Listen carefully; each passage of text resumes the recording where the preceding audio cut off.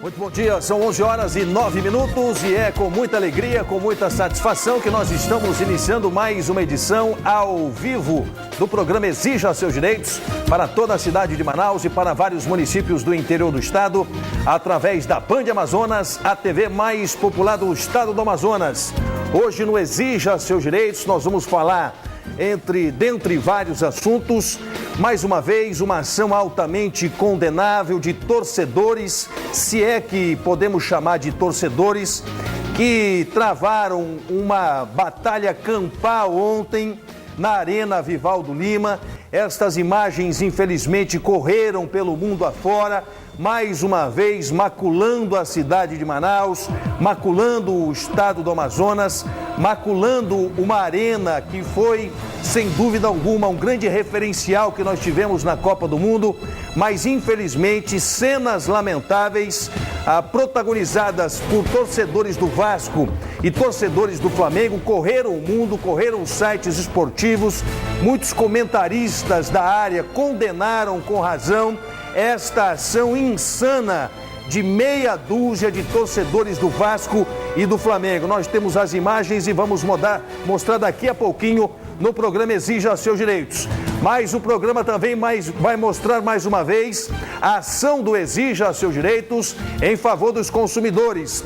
Uma consumidora procura o nosso programa porque comprou um aparelho de som, o aparelho apresenta problemas, ela leva até assistência técnica, a assistência não resolve e é mais uma consumidora que exige os seus direitos. No dia 21 de março de 2014, Dona Nilza de Oliveira comprou um aparelho de som no valor de R$ 1.695. Com menos de 8 meses de uso, o produto apresentou defeito e foi levado pela consumidora à assistência técnica autorizada. E foi aí que a novela começou. Caso resolvido. Caminhão coletor de entulho perde o controle e invade um estabelecimento comercial em Manaus.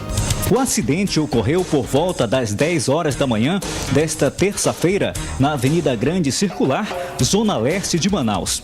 Este caminhão coletor de entulho perdeu o freio e invadiu esta loja, como afirma o próprio motorista.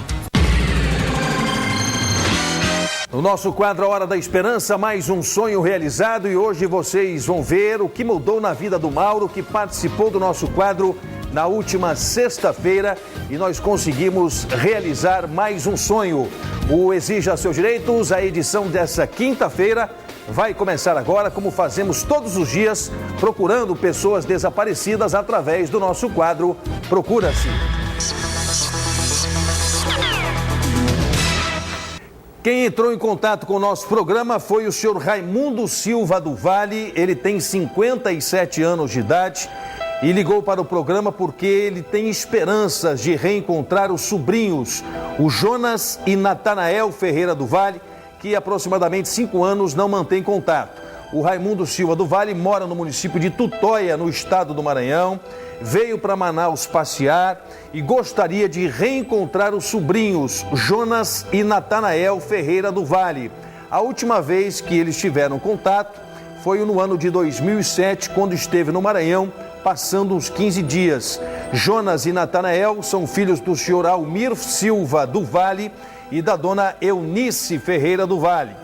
Ele pede que, se alguém tiver alguma informação sobre os sobrinhos Jonas e Natanael Ferreira do Vale, que, por gentileza, entre em contato com a produção do programa Exija Seus Direitos no 3307-0423. Utilidade pública no nosso programa está desaparecido o Antônio Canuto Fernandes.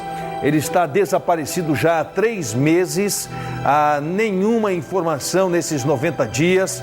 A família clama por qualquer tipo de informação que possa levar ao paradeiro de Antônio Canuto Fernandes, desaparecido há 90 dias. Qualquer informação, por gentileza, entre em contato com a produção do nosso programa. São 11 horas mais 13 minutos. Um comerciante, o seu Reginaldo da Silva, viveu ontem momentos de terror. Ele estava no seu estabelecimento comercial quando, de repente, uma caçamba desgovernada, segundo informações técnicas, teria perdido o freio e invadiu o seu estabelecimento comercial. A equipe de reportagem esteve lá e os detalhes nós vamos acompanhar na reportagem do Oliver Castro.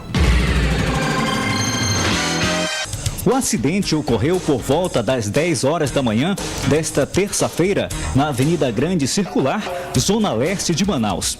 Este caminhão coletor de entulho perdeu o freio e invadiu esta loja, como afirma o próprio motorista. Reginaldo da Silva, motorista do caminhão, o que aconteceu na verdade, Reginaldo? O caminhão faltou o freio ali, aí eu tentei jogar naquele pau ali, mas como tinha uma senhora lá próxima aí, lá eu ia bater ela, aí eu resolvi jogar pra cá. Quando eu joguei, travou a direção e já não tive como puxar para o outro lado também, devido ao trânsito estava muito grande. Não pôde como evitar? Não pude evitar. Este comerciante, que trabalha ao lado da loja atingida, ainda estava assustado. Seu Raimundo, por pouco, a sua loja não foi atingida também? Graças a Deus, né? Eu acho que dos males o menor. E apesar de ter acontecido com o vizinho, mas não houve vítimas. Apesar dos rapazes do lado estarem dentro da loja, graças a Deus também não houve nada com eles. E isso é o mais importante, né? O proprietário do estabelecimento parecia não acreditar no que aconteceu. Adriano, prejuízo? Prejuízo. Vai ficar parado também, né? Até fazer a reforma, a mercadoria que a gente perdeu também, fazendo esse cálculo também, aí... Bora ver, né, o que vai dar aí. Como é que foi na hora? Bom, a gente estava aqui, eu e o meu sócio aqui dentro, nessa área aqui. Aí o nosso funcionário estava na frente, né? Aí a gente só viu aquele negócio tremendo, assim, parece que vinha despecando tudo. Aí quando não, a gente levanta para olhar, aí o nosso funcionário pula para cá, que a porta estava aberta. Aí o caminhão entrando aí na frente. Levou um susto? Levei. Pô, se não levasse também, né? Por sorte, apenas um funcionário da loja sofreu ferimentos leves. O trânsito na área ficou complicado e só voltou a funcionar por volta das 15 horas, com a retirada do caminhão, que foi apreendido pelo Detran. Bom, tá aí uma fatalidade que aconteceu. Felizmente, nada de mais grave, de mais trágico ocorreu. Mas é preciso que as autoridades do trânsito, sejam do município ou sejam do estado, fiscalizem com mais intensidade esses caminhões de grande porte. Infelizmente, nós tivemos em 28 de março do ano passado uma grande tragédia na cidade de Manaus. Nesse acidente, apenas os problemas foram da ordem material, mas... Quem anda pela cidade de Manaus, e eu ando muito na cidade de Manaus, no centro, nos bairros, nas grandes avenidas, você pode perceber o grande fluxo de carretas que nós temos em Manaus.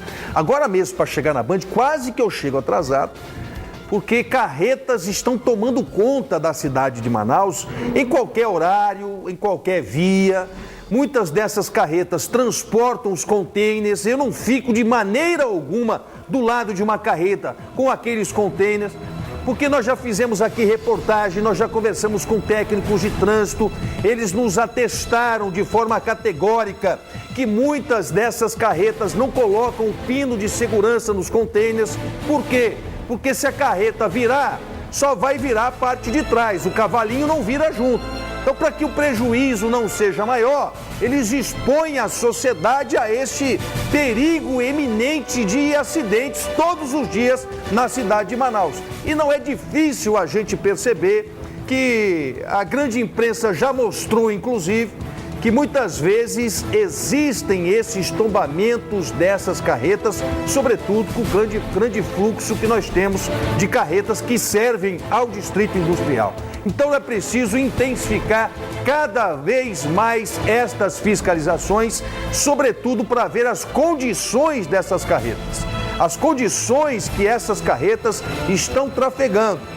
Nós já presenciamos, já flagramos aqui, já mostramos no nosso programa, já discutimos essa questão, mas os problemas continuam. Isto mostra de uma forma muito clara, muito efetiva, muito densa, de que é preciso cada vez mais a Prefeitura, o Detran, irem às ruas para fiscalizar e coibir os abusos praticados por esses veículos de grande porte.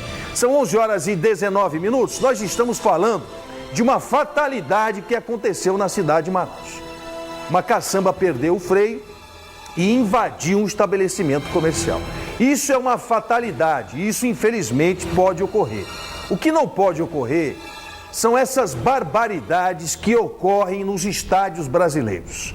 É uma vergonha para o Brasil, que se diz ser o país do futebol, continuar tendo estas bestas humanas que frequentam estádios de futebol, seja em Manaus, seja em Brasília, seja em São Paulo, seja em Belo Horizonte, seja em Taquatiara, onde quer que seja.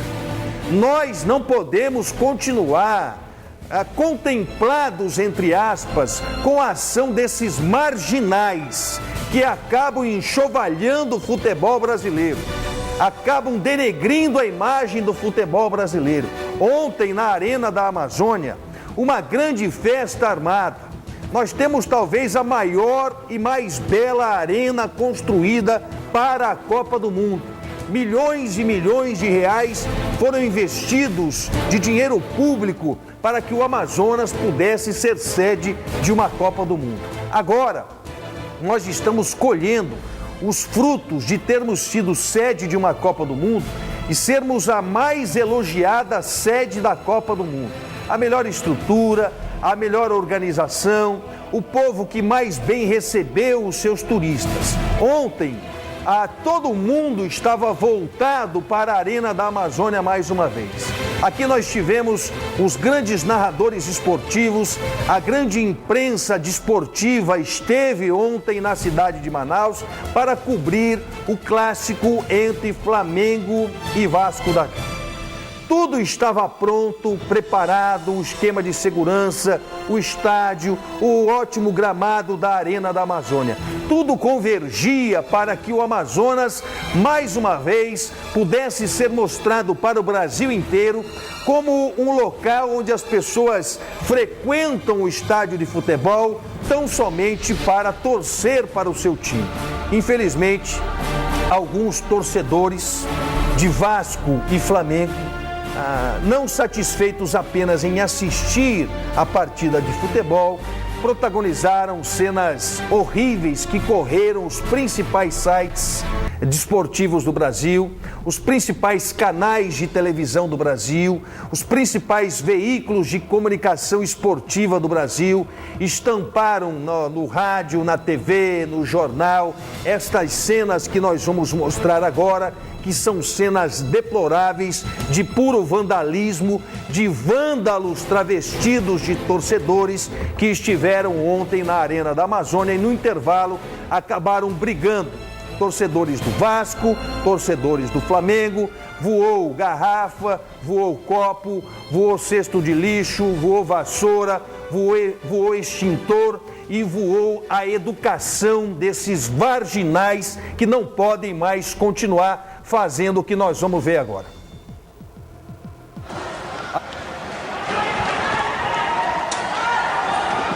São os torcedores do Vasco que estão correndo, possivelmente, da chegada dos torcedores do Flamengo. Existia uma divisão muito bem montada aí pela polícia, com os cordões de isolamento, uma torcida para cada lado.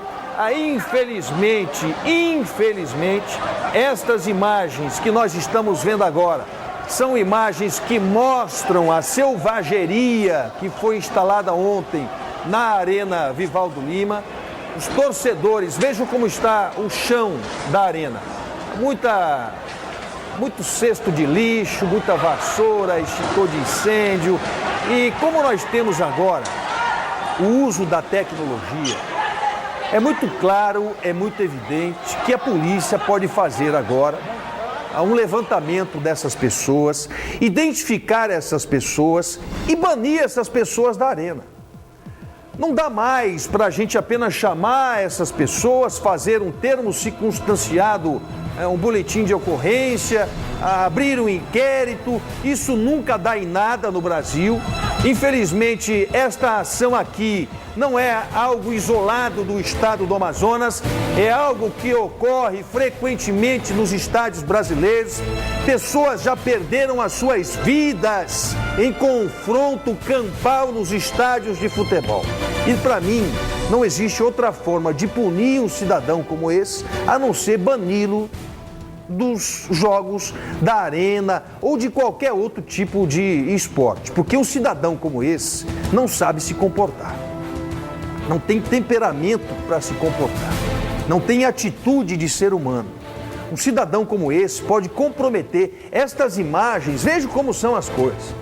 Estas imagens, esta ação, este vandalismo praticado na arena por alguns maus torcedores pode comprometer, inclusive, que Manaus possa sediar Jogos da Olimpíada em 2016. Tudo o que está acontecendo nesse momento está sendo analisado por aqueles que estão comandando e organizando as Olimpíadas. E nós estamos na eminência de podermos sediar Jogos Olímpicos, Jogos das Olimpíadas em 2016. E é mais uma ação, infelizmente, que vai depor contra a imagem do estado do Amazonas. Infelizmente, essa barbárie ocorreu durante 5 ou 6 minutos. Pessoas com quem eu conversei que estiveram presentes na arena me relataram o terror, inclusive, que sofreram. Pais com seus filhos pequenos não sabiam o que fazer. Muita gente correu para os banheiros para procurar abrigo para fugir dessa barbárie. Então agora a polícia, veja bem, a polícia que funcionou bem na Copa do Mundo é a mesma polícia que não funcionou ontem na arena. Essa questão de organização nós tivemos muito bem e tiramos nota 10 no quesito Copa do Mundo. Agora, neste jogo de ontem, faltou segurança, tanto a pública, principalmente a privada, porque isso é um evento terceirizado, não é um evento do Estado, é um evento terceirizado e faltou claramente segurança para que essa barbárie não durasse os 5 e 6 minutos que durou. Nós tivemos semana passada uma série de reuniões da cúpula da segurança pública. Toda vez que é um grande evento em Manaus, a cúpula se reúne para discutir sempre a mesma coisa. Aí é a questão do trânsito, a questão do bombeiro, a questão do isolamento, a questão da segurança, quanto à quantidade de homens no estádio. Toda vez a mesma reunião para discutir as mesmas coisas. Só que neste ponto a segurança falhou. Não sei se a segurança pública ou a segurança privada. Mas é inadmissível que uma briga como essa, nos anéis da Arena Vivaldo Lima, durasse 6 minutos sem que houvesse interferência da segurança. Então agora, os organizadores, a polícia, a segurança pública está na obrigação de identificar estes marginais e punir esses marginais, banindo-os das partidas na Arena da Amazônia. E não podemos nós permitir que ocorra a impunidade que ocorreu com os jogadores profissionais. Jogadores o ano passado também se pegaram no campo e ficou por isso mesmo. Então, se o jogador não é punido, é claro que o torcedor vai se achar também no direito de cometer essas atrocidades e essas barbaridades. Que esses torcedores sejam banidos. A polícia tem meio, tem mecanismos, tem as imagens, tem a tecnologia para identificar esses marginais, Paulo César. E nós vamos continuar cobrando aqui nesse programa, mostrando estas cenas, mostrando essas barbaridades, até que eles sejam identificados. E mais do que isso, sejam punidos, banidos do esporte, banidos do estádio, para que nós que somos pais possamos ter a nossa segurança de levar as nossas famílias até um estádio como esse, que é um estádio que é bonito, é belo, é moderno, que foi construído com dinheiro público e o mesmo dinheiro público será utilizado agora para recompor o que esses marginais protagonizaram ontem na arena. 11 horas e 28 minutos, vamos a um rápido intervalo comercial. Logo após o intervalo, nós vamos ter boas notícias no nosso programa. Nós vamos ver mais uma ação do Exija Seus Direitos, uma ação solidária em favor de um homem, de um carioca que escolheu a cidade de Manaus para morar, para criar os seus filhos e para progredir na vida. Ele tinha um sonho e nós realizamos o sonho dele. Daqui a pouco vocês vão ver a mudança na vida do Mauro, que participou do nosso quadro A Hora da Esperança. É rapidinho, é logo após o intervalo comercial. Por gentileza, me aguarde. A dona Nilza procurou o programa Exija Seus Direitos porque ela é mais uma consumidora insatisfeita com a prestação de serviços de uma assistência técnica. Vejam, o papel dessas assistências está muito distante daquilo como nós sonhamos, como uma prestação boa de serviço. Ela comprou um aparelho de som, pagou quase R$ 1.700, o produto apresentou problemas, como determina inclusive a própria lei, ela levou até assistência técnica, mas há muito tempo ela aguarda a chegada de uma peça de São Paulo. Revoltada com o descaso, inclusive, da assistência técnica, ela procurou o nosso programa. A equipe de reportagem esteve lá e eu pedi para a Amanda para que resolvesse o caso. Os detalhes nós vamos acompanhar no nosso quadro Rota do Consumidor. No dia 21 de março de 2014, Dona Nilza de Oliveira comprou um aparelho de som no valor de R$ 1.695. Com menos de 8 meses de uso, o produto apresentou defeito e foi levado pela consumidora à assistência técnica autorizada. E foi aí que a novela começou. Foi que eu trouxe meu som aqui para essa assistência no mês de novembro e já liguei várias vezes, falaram para mim que não é a previsão, que a peça que está faltando foi feita em São Paulo. Tem que vir de São Paulo essa peça para o som. E quando eu falei para a moça que eu ia procurar vocês e seus direitos, ela começou a rir. Já se passaram 2 meses e o responsável pela assistência alegou que não havia peça para fazer o reparo. Que era problema de placa, que estão esperando a placa vir de São Paulo. Nossa equipe foi até o local. O gerente pediu prazo de 3 dias para solucionar o problema.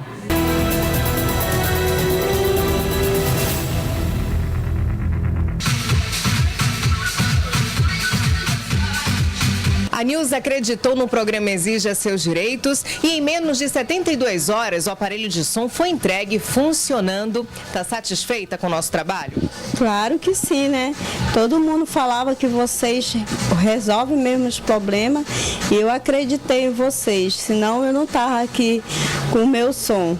Eu estou muito agradecida por vocês, por ter eu e a minha família, e a gente acreditou mesmo que vocês podem mesmo resolver o problema de uma pessoa, assim.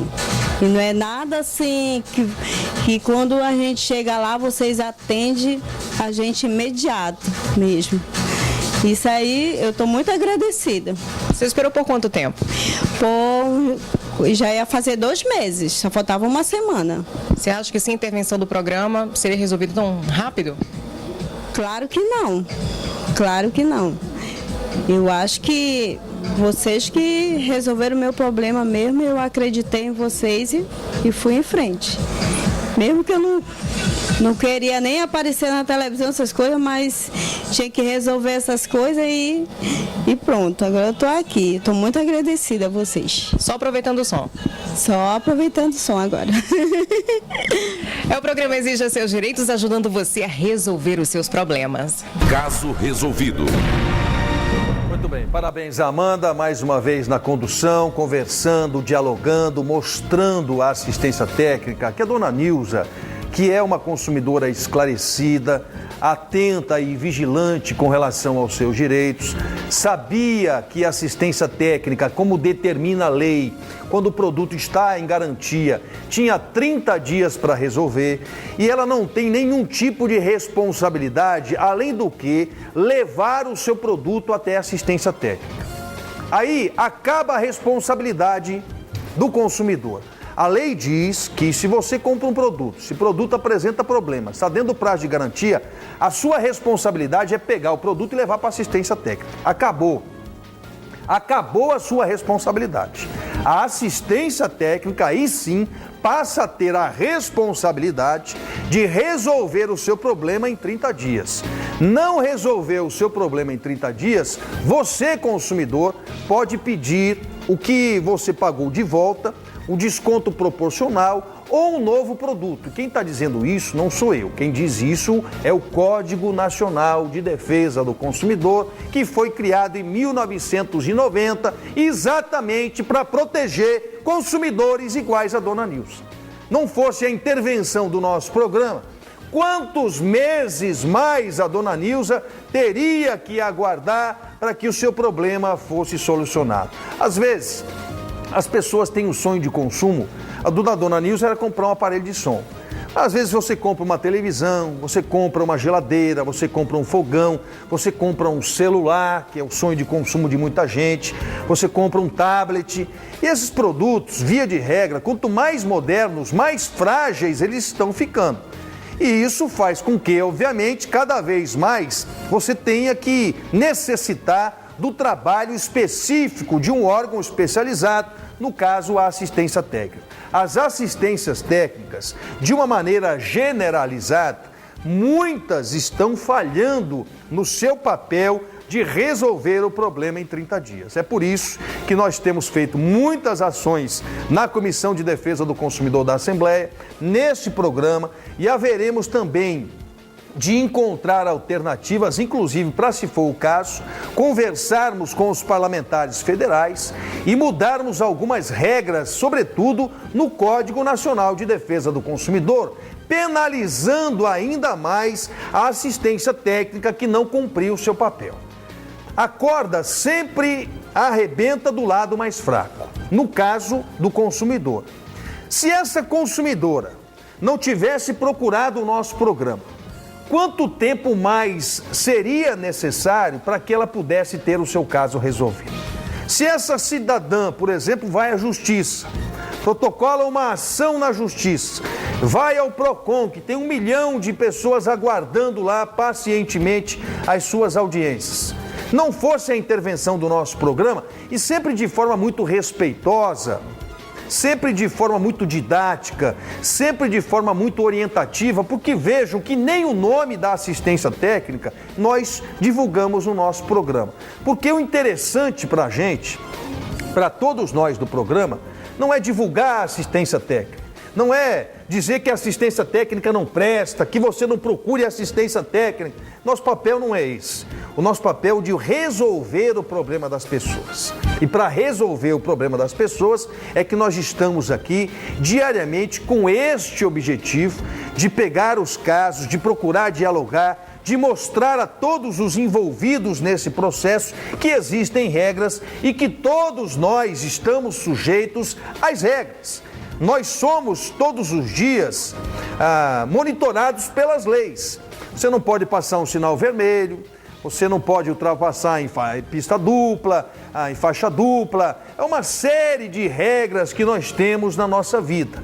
E o Código Nacional de Defesa do Consumidor veio exatamente sendo mais uma regra em favor de consumidores como o Dona Nilza, que se não fosse o código, as leis, o nosso programa não teria a quem recorrer. Então, muito obrigado à assistência técnica, que eu não sei nem de quem é e nem o nome, mas que percebeu o papel do nosso programa e juntos nós conseguimos resolver mais um caso que se arrastava já há mais de 60 dias. Falar em realizar sonhos, todas as sextas-feiras nós temos aqui o nosso quadro A Hora da Esperança. Semana passada, o Mauro, que é um carioca, que adotou a cidade de Manaus, como eu e como muitas outras pessoas que escolhem, que elegem Manaus como sua cidade, o Mauro vendia picolés numa caixa de isopor. Ele é uma pessoa de bem com a vida, sempre alegre, sempre sorridente, apesar das dificuldades que ele tem passado na vida. Ele mandou uma carta para o nosso programa porque ele sentia muitas dificuldades em continuar vendendo os seus picolés com uma caixa de isopor.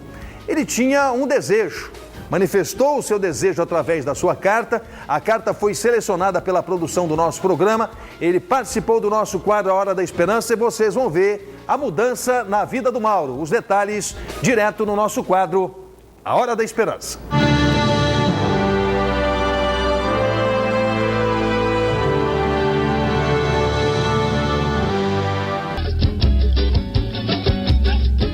O Rio de Janeiro continua lindo. O Rio de Janeiro continua sendo. O Rio de Janeiro, fevereiro e março. Alô, alô, Realengo. Alô, torcida do Flamengo. Ele é carioca, mas é apaixonado por Manaus. No programa de hoje, você vai conhecer a história desse trabalhador de 51 anos de idade, que não desanima com os obstáculos da vida e encontra maneiras criativas para superá-los. Mauro Ferreira de Almeida é filho de amazonenses, mas o destino fez ele nascer no Rio de Janeiro. Meu pai era profissional aqui em Manaus, jogou no Nacional, jogou no Rio Negro, jogou no Faixa e jogou até no América também, né? Mas só que ele sofreu um problema no joelho. Aí foi preciso dele para o Rio de Janeiro operar, entendeu? E aí foi ele e a minha mãe. Aí foi para o Rio de Janeiro. Aí de lá saiu eu, mais 2 irmãos, meus 3 irmãos, entendeu? Aí não quiseram mais voltar. Em 1986, aos 22 anos, Mauro recebeu um convite de sua tia para conhecer os parentes do norte. Foi aí que, mais uma vez, o destino mudou o seu caminho. Depois de 30 anos, entendeu? Depois de 30 anos, ele voltou para Manaus de novo. Aí perguntou a minha tia, perguntou para mim se eu queria voltar, que eu queria conhecer Manaus. Eu falei, eu quero conhecer meus primos, minhas tias que estão lá, meus tios que eu não conheço. Aí ela comprou a passagem e eu vim. Surpreendeu-se ao chegar na Paris dos Trópicos. Aqui fez amigos, arrumou emprego e começou a jogar futebol. Voltar para o Rio naquela ocasião nem passava mais pela cabeça de Mauro. Aí eu não quero mais voltar para o Rio de Janeiro. Em 1999, ele conheceu Maria Auxiliadora, com quem é casado há 13 anos. A minha esposa foi o seguinte, assim, ó, trabalhava na cozinha. A gente falei na cozinha que trabalhei 7 anos. Só que ela não trabalhava lá ainda. Eu já estava há 3 anos lá nessa cozinha, quando ela entrou para trabalhar. Aí ela comentou assim, ela me viu, aí ela não tinha me visto, né? Assim, no primeiro dia que ela entrou para trabalhar, não tinha me visto, porque eu pegava à tarde, ela pegava de manhã, era 2 turnos. Aí passou um ano, assim, peguei amizade com ela, tinha pegado amizade com ela, mas que a gente pega. Começamos a namorar, não tem o Vivaldão, na época do Vivaldão, tinha uma mangueira, a gente só ficava naquela mangueira ali conversando. Aí deu uns 2 meses, 3 meses, aí começamos a ficar mais sério no namoro. Como alternativa para pagar as contas e levar comida para casa, ele começou a vender picolé. A ideia veio de um vizinho. Aí o meu vizinho falou que eu também tô picolé, aí no colégio. Compra todos os dias de 100 a 120 picolés. Armazena em uma caixa de isopor, compra a unidade por 50 centavos e revende a R$1. Percorre a pé, todas as manhãs e todas as tardes, os bairros Manoa, Oswaldo Frota, Cidade Nova e Galileia. A caixa de isopor já ficou pequena para a quantidade de clientes de Mauro e agora quer melhorar o negócio. O colega meu deu a ideia de eu ia lá Marco Rota arrumar um carrinho. Aí eu peguei e fui lá com ele. Aí eu peguei e fui lá. Porque eu tô precisando do carrinho, né, para vender picolé. Aí eu peguei e fui lá. Aí eu fiz uma cartinha, fiz uma carta, levei lá. Aí depois, eu fui em junho, ano passado, que eu levei essa carta lá. Por isso que eu escrevi aquela carta. E eu vou ganhar esse meu carrinho na Porta da Esperança, se Deus quiser. Bom, fé e esperança é o que move esse quadro. Com certeza. Vamos lá então? Vamos. Eu não sei, você viu que eu estava ali chegando em cima da hora. Eu queria que você vá afastar um pouquinho aqui então. Vamos ver, vamos conhecer a história. Você viu a história do Mauro Pereira de Almeida. Ele tem 51 anos, ele já está há 35 anos em Manaus, é casado. Fica aqui. E agora nós vamos ver aqui. Ele quer um carrinho de picolé para melhorar, é claro, a sua qualidade de trabalho e poder ganhar um pouquinho mais. Vamos ver. Fé e esperança. Aê, rapaz. Olha aí. Pega lá, vai lá, traz logo o carrinho. Vamos ver se você já sabe trabalhar com o carrinho. Olha aí, meu amigo, recebemos sim, já começamos muito bem o quadro A Hora da Esperança. A Real Equipamentos, ela está localizada na Avenida Altaz Mirins, número 5.960. O telefone é muito importante, eu gosto sempre de passar aqui. O telefone é o 3248-1594. E quero agradecer também ao José da Glacial, que está doando vários picolés. Olha aí, você também já vai ter aí, não só o carrinho, mas vai ter o produto também já para fazer fazer o seu capital de giro, viu? Olha, Glacial, localizada na Avenida Getúlio Vargas, no centro. O telefone é o 3233-7224. Eu sempre digo aqui que ninguém faz nada sozinho. A gente sempre conta com esses anjos da guarda que se une a gente para poder realizar. Tá mais feliz agora, né? Estou mais feliz, graças a Deus. Primeiramente, eu quero agradecer a Deus, né? Estar aqui, agradecer o meu colega Cid, a produção, a Zélia, né? O Rambo, né? Obrigado aí. Eu costumo dizer aqui que eu não sei o tamanho do seu sonho, mas eu sempre convido você a sonhar com a gente. Você também que precisa literalmente desse empurrão, você que é um grande profissional, você mesmo que está desempregado, mas você tem a dignidade de querer trabalhar e sustentar a sua família com o seu próprio esforço. Escreva sua carta para o quadro A Hora da Esperança aqui na Band Amazonas, programa Exija Seus Direitos. E quem sabe na próxima sexta-feira já seja o seu sonho que nós possamos realizar aqui. E agora eu vou cair em campo, junto com a minha Ferrari, sorrindo, graças a Deus. Muito obrigado.